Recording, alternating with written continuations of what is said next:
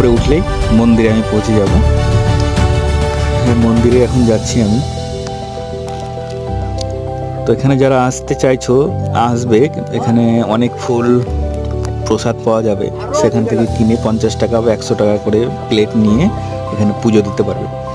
পুজো দিতে যে ব্রাহ্মণ আছে সে 50 টাকা, কারোর কাছে 100 টাকা, কেউ কারোর কাছে 200 টাকা 500 টাকা পর্যন্ত নিয়ে নেয়। তো তোমরা আগে থেকে কথা বলেই নেবে, না হলে ঠকে যেতে হবে। যার কাছে যেমন পাই সেরকমভাবে নিয়ে নেয়।